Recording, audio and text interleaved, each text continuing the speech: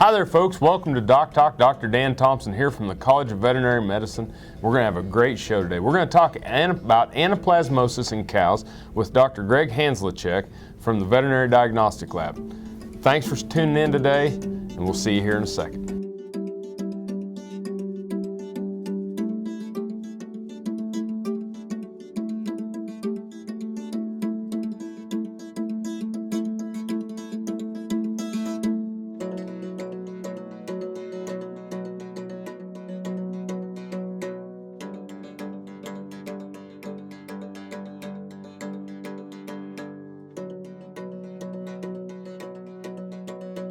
Closed captioning brought to you by Ag Promo Source. Together we grow.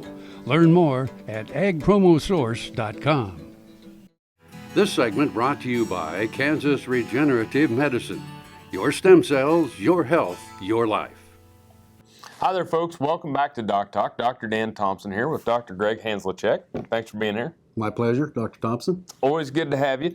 Dr. Hanzlicek is the Director of Production Animal Field Investigations here at the Veterinary Diagnostic Lab at Kansas State University. We're going to talk about something that's increasing, at least it seems like to me, in awareness and clinical cases in our cow herds, and that's anaplasmosis. That's exactly right. We used to think of it as a southeastern and upper northern western part of the United States problem, but it is a huge issue in the Midwest, particularly in southeast Kansas and western Missouri. Yeah, it's one of those things, when I went through veterinary school, we learned it as kind of a tropical disease, and now, here we go, we start seeing clinical cases of it out here in our cow herd. So what is anaplasmosis? Well, it's a bacteria, and it's a bacteria that specifically attacks the red blood cells of the cattle. So if we attack the red blood cells of the cattle, then the spleen recognizes the red blood cells as being foreign, and so the spleen removes the red blood cells from the animal. The animal becomes anemic. It basically has no oxygen carrying capability, and that's where you start seeing the clinical signs. So we get this bacteria into our cow. We knock out the red cells, and the red cells are really important in carrying oxygen from the lungs to the rest of the body. That's exactly right. Well, we talked a little bit about the geographical location. What are some of the things, can it be subclinical? Meaning that we don't see the clinical signs? It can be, and that's specifically in animals that have gone through the infection and recovered. Okay. They will be carriers for the rest of their life, and they will be subclinical. You will not see those animals ever have the clinical signs again. And the importance of this then, beyond we'll get into some of the clinical signs and the clinical manifestation, but what are some of the things that, do we see production losses and things to that nature when we get into this with cow herds? We can. The literature talks about fever and loss of milk production, those kind of things. But we typically don't see that. What we start seeing are just sick adult cows. And that's the neat thing, or maybe not the neat thing about the disease, is that the younger animals less than a year of age, they do not show clinical signs even if they're infected. It is as the older animals are the ones that are going to show the clinical signs. And any reasoning for that? Or the older animals, those older cows, they're able to regenerate those red blood cells is less than a calf that's under age of 1 year of age. So it gets back to kind of like when you have young people versus older people, and the healing capacity and the ability to stay healthy just recover so much quicker. That's exactly what it is. Yeah, it's a pretty cool disease. It is. Well, I appreciate you being here today. We're going to discuss more about anaplasmosis, get into some of the clinical signs, treatments, and prevention, and we'll come back after the break. We sure appreciate you watching DocTalk, and we'll see you here in a minute. I think Blueville does a great job of being educational in nature. They answer people's questions. They do it willingly. So we really appreciate that up close and personal approach that they have, and how well they listen to their customers and respond to their needs. And they're very prompt with things that we need to have done. And so we're very pleased with the service. It's kind of a one-stop shop for all of your gardening and landscape needs. Through the generosity of Dr. Eva Gardner and Dr. Dan Thomson, Kansans now have the opportunity to support the wildfire relief effort by purchasing a signed and numbered print of the original painting, A Walk Through Henry's Dreams, by Dr. Gardner. This gallery quality print is only $200. Order your print today online or call 785-273-5115. Please help support the Kansas Livestock Foundation Wildfire Relief Fund. Grain sorghum is one of the most important cereal crops worldwide, and Kansas leads the nation in its production. Over the years, sorghum has been either exported, used in animal feed domestically, or for other industrial uses. Recently, its use in the ethanol market has seen tremendous growth, with 30% of domestic sorghum typically going to ethanol production. Kansas Grain Sorghum is committed to sorghum research, market development, and education. Learn more at ksgrainsorghum.org. DocTalk, brought to you by Santa Fe Trail Meats in Overbrook, or visit us online at sftmeats.com. Hi there and welcome back to DocTalk. Dr. Dan Thomson here with Dr. Gregg Hanzlicek, who's a veterinarian, and he is the Director of Production Animal Field Investigations for the Veterinary Diagnostic Laboratory here at Kansas State University's College of Veterinary Medicine. And Greg, we're talking about anaplasmosis in cows. And we kind of left at the end talking about the difference in younger and older animals or older cows and clinical disease. But let's just kind of march through the yearling stock and younger, and then the 2 to 3 year olds, and then the older cows. Okay. What we're going to see if we think we have anaplasmosis. Okay, and because this is a bacteria and it's in red blood cells, anything that moves red blood cells from an infected animal to a non-infected animal is the way it's going to be transferred. So we're talking mosquitoes, stable flies, needles, tattoo pliers, those kind of things. So what I'm saying is once you get it in the herd, then the whole herd has the anaplasmosis, but the younger calves, they just act normal. Okay, so they could have the disease or have the bacteria on board, and they're because their ability to regenerate these red cells, they aren't going to show clinical signs. That's right. And then the animals, say under 2 years of age, they'll show some of the clinical signs such as constipation, maybe abortion, talked about the low production, those kind of things, but they typically do not die. It's the older cows. They show the clinical signs, and if you move them or stress them because their body is so starved for oxygen, a good percentage of those animals have a tendency to die. Gotcha. So when we're looking for if you're going through I got a cow in the chute, which we hope to get them to the chute. Right. With anaplasmosis. But if I have a cow up close, what are some of the things I'm looking that animal over and kind of looking at the, gums, eyes, different things to that nature? That's an excellent question.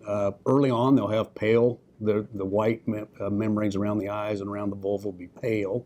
A lot of times they'll be open mouth breathing. They'll act like they have pneumonia because their body's saying we need more oxygen, we need more oxygen. If you're walking them slowly, they'll be stumbling. They'll be falling down like they've been through the bar too long. Yep. And then later on, their tissues will start to turn yellow.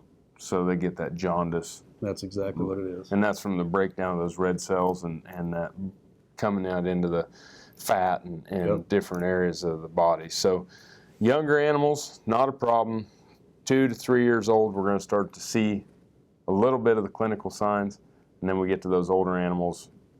One of the things we talked about during the break that I thought was pretty interesting is how you can have a cow that's, docile and friendly, but as you were explaining earlier, they start to get starved of oxygen, they're maybe not so friendly. That's exactly right, and that's what we tell producers. If you have anaplasmosis in your herd, one of the biggest dangers are those animals absolutely become aggressive because their brain's starved for oxygen, they're not thinking right, they're not performing right, but they will take you, your horse, the pickup. Yeah.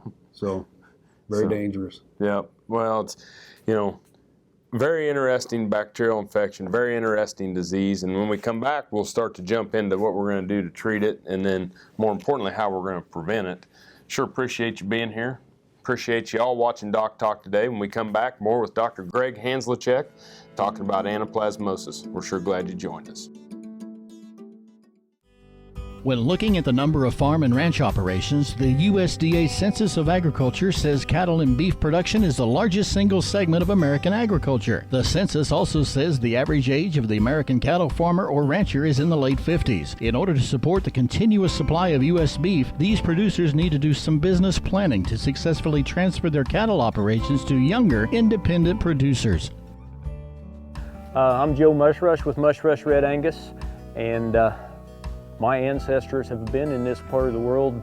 Well, they walked in after the Civil War from Virginia. My dad was the start of Mushrush Red Angus. When we come back from college, we had about 100 cows, was working mainly part-time.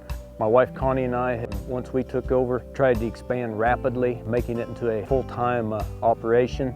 We have told our kids that any of them that wish to return to the ranch, why we would do our level best to make a spot for them. And so far, our oldest son Daniel is now back full-time with us, and some of the others have expressed a desire to return, and so we have dedicated most of what we do into creating a spot and making a viable entity for anybody that wants to come back.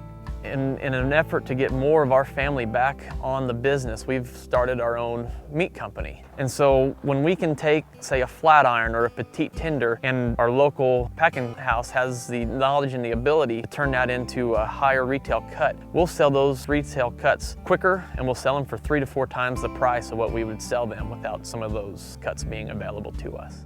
The beef checkoff allows us to do something that we can't do on our own. We do not have the time or resources or the knowledge to go out and approach consumers on our own.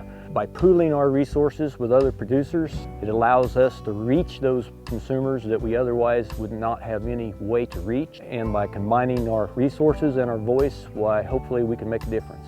And I hope one day that my children will be here on the ranch. So we need to be able to be responsive to the demands of future generations that we may not even be aware of, and the checkoff helps our industry do that. Soil is the life of a farm, and for 25 years, SureCrop Liquid Crop Nutrition has helped growers produce abundant quality crops while preserving and improving the soils they steward. SureCrop offers complete soil and plant analysis with cropping recommendations, delivery direct to your on-farm storage, and quality crop nutrition custom blended for your field. Choose SureCrop for the assurance of excellence for your soil. Call today or visit their website for more information. Here's another gardening tip with Annette Jackson from Jackson's Greenhouse. If you missed the opportunity to apply crabgrass preventer to your lawn last month, there's still time.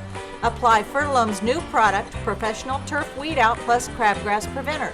This product kills new crabgrass, it also prevents new crabgrass and other weeds, kills dandelions and fertilizes your lawn, all in one application. Visit Jackson's. We'll show you how to grow the best lawn in your neighborhood. Jackson's Greenhouse has what you need today.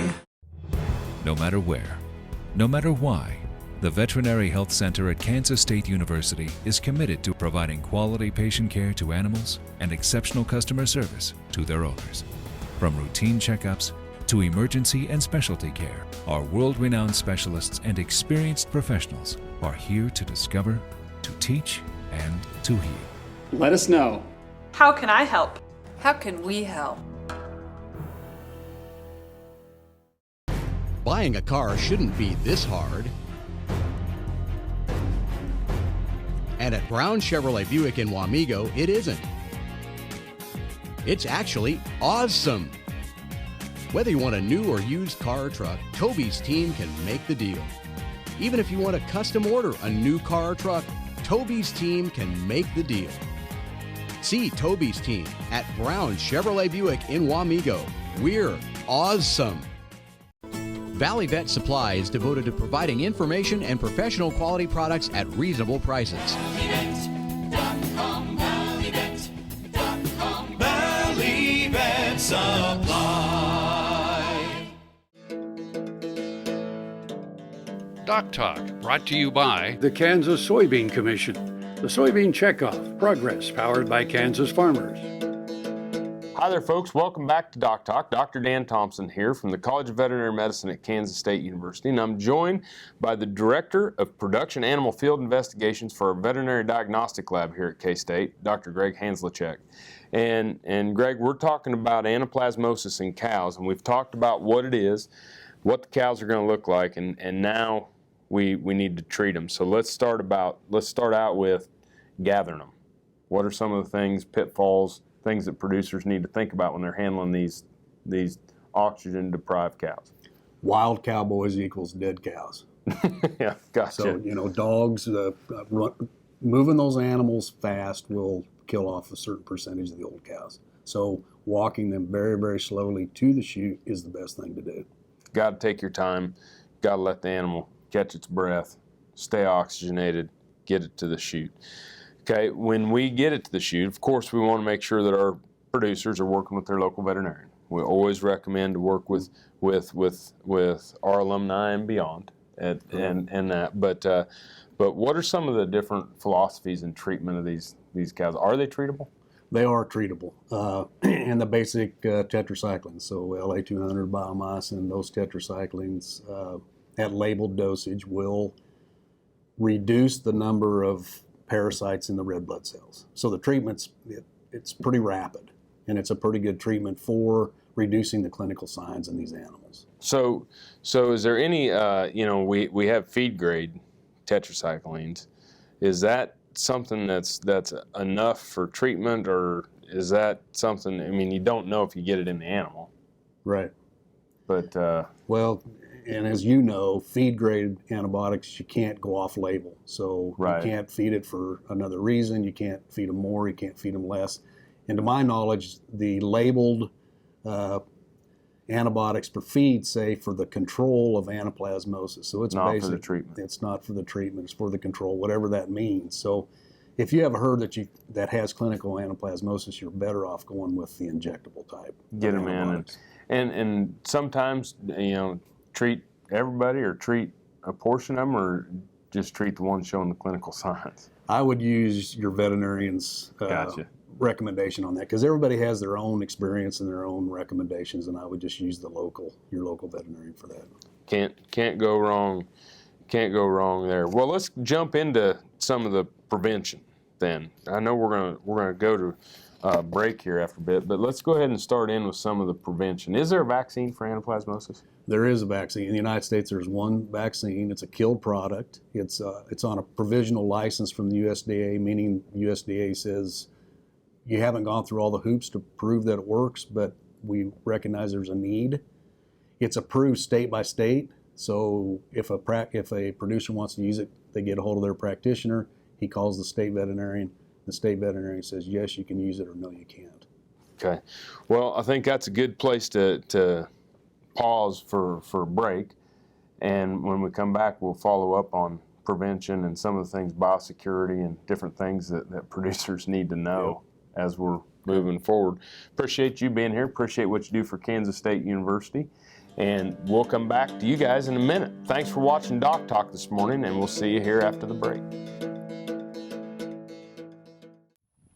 Healthy cows start with the new hired hand automatic livestock sprayer. Rancher invented to provide an efficient alternative to pour-on and injectable parasite management systems. The portable design allows cattle to treat themselves head to hoof. Strategic device placement with pass-through activation technology takes the stress out of parasite treatment for cattle and the rancher, leaving more time to tend to other vital tasks on the farm. To learn more, visit cowsprayer.com. The new hired hand makes healthy cows easy. I dug trees by hand for years and years and years. In the process, I wore out my rotator cuff. But when I learned about this process, I thought if there's a way to get rid of this pain, then I wanted to do it. So we did it, and it worked. And I'm not going to go out and dig trees with a shovel anymore, but I can do the things that I want to do now.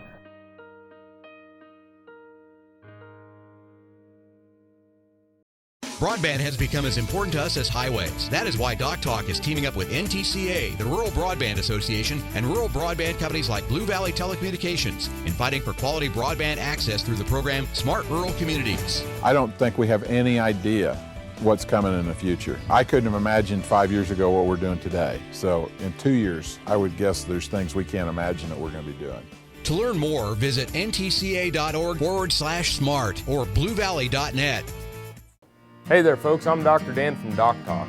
On behalf of myself and the staff at Drovers, I'd like to invite you to our Cow-Calf Cowboy College in West Des Moines, Iowa on June 20th and 21st. We're going to have speakers such as Mike Apley, Tom Knopfsinger, Chris Reinhardt, and Mr. Dave Nichols from Nichols Angus Farm. For registration, please visit droverscowboycollege.com or call us at 1-877-482-7203. I hope to see you all there. Kansas Farm Bureau, the voice of agriculture, represents grassroots agriculture. The state's largest and most powerful farm organization stands up for its members through leadership development, agriculture education, legal defense, environmental advocacy, farm safety, and risk management. Members also enjoy money-saving benefits. To join our organization today or to learn more, go to www.kfb.org or find us on Facebook and Twitter. Support Kansas agriculture education with an AgriTag.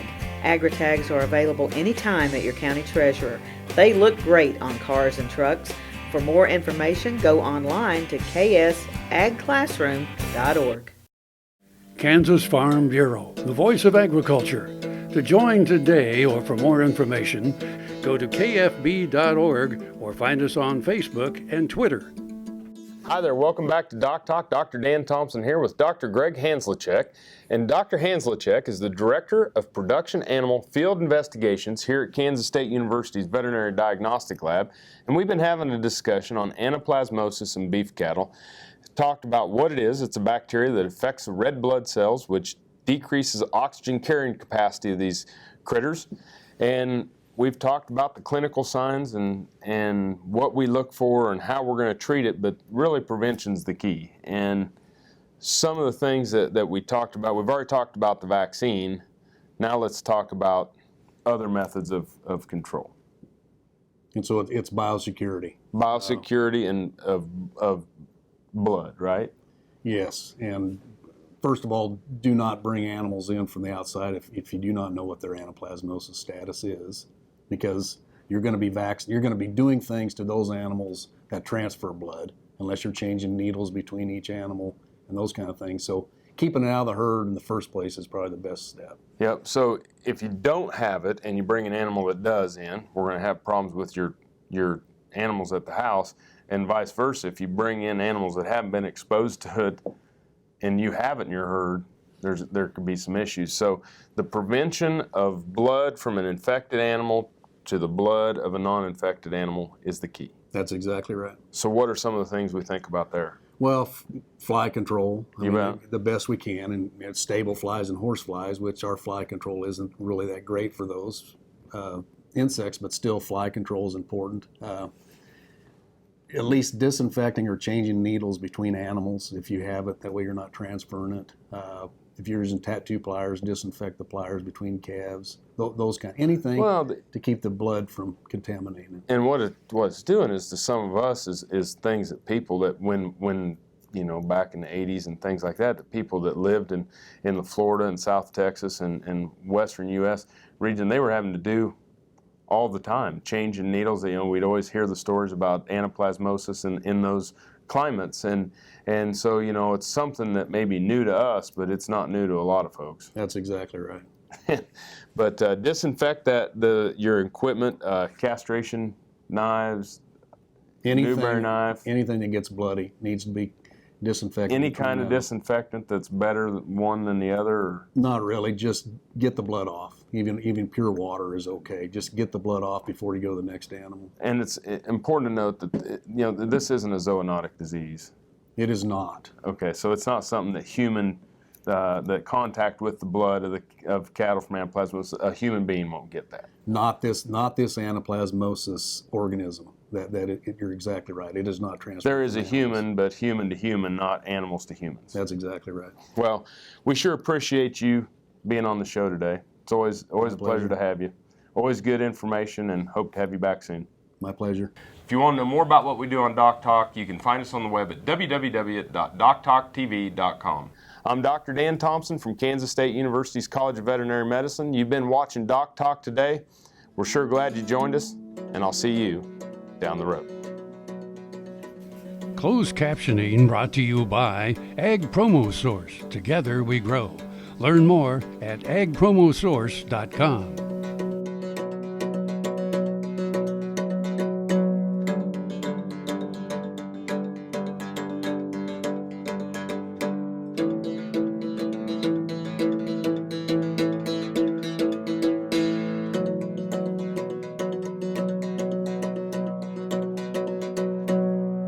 To see this show and past episodes of Ag AM in Kansas, go online to agamInKansas.com.